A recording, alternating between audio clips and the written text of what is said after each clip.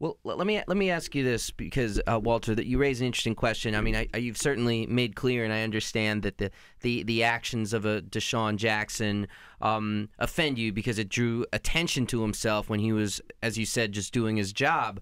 But you were also one of the real progenitors of the NFL Players Association, played a tremendous role in creating the union in the NFL.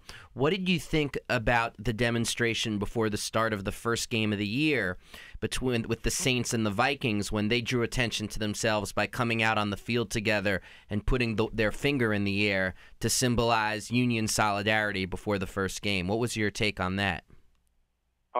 Dave, you may not believe this. This is the first I've ever heard of that. Oh, wow. I don't look.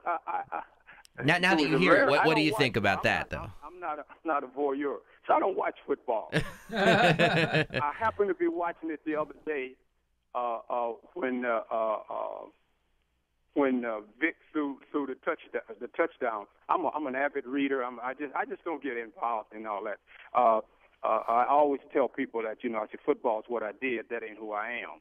So I don't put time in it. So, but I make an assessment of what I got opinions and I make observations. But I never knew that. I never knew that. I had no idea that occurred. But now that you've heard it, like something like that, which was a political statement of drawing attention to themselves, or take the famous instance in '68 of Tommy Smith and John Carlos raising their fists in the air. Are instances like that have political content as opposed to being clowning? Do you see those in a different light, in a different perspective? Well, yeah, they're I don't want to diminish the whole aspect of clowns and circus and minstrels and things like that because other people do enjoy that. Young kids go to the circus; they enjoy clowns. Hey, I'm a clown for a living. Yeah, Paul's a stand-up comic, so he's practically wearing a red wig and a nose right now. I have big clown feet. So I'm not. That's not what I'm talking about. The appropriateness of certain behavior. Let me ask you this: the guy falling back into the end zone. That's not what. Where would you, in your mindset, find that to be appropriate behavior? That's what I'm talking about. So I'm not.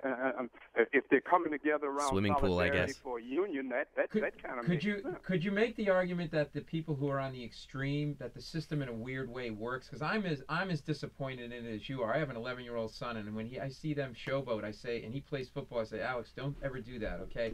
But maybe the extreme guys like a Randy Moss or a Terrell Owens who go from team to team to team because people are fed up with their shenanigans, that in a weird way the system works because those guys have been pushed to the margins and they're not really players, quote unquote, with a big P, that they could be in this league because the teams say, you know what, you're not good enough nobody's good enough to justify your behavior. And so in a weird way, maybe is the system working because it cleans itself up?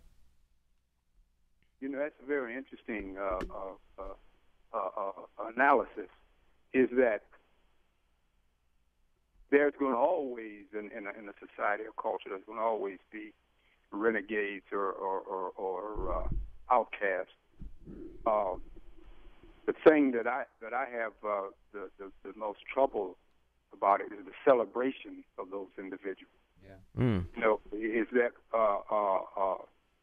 even on occasions, or when I look at the newspaper, I hear someone, they'll say something about one of those guys, and it's though they kind of celebrate him, is that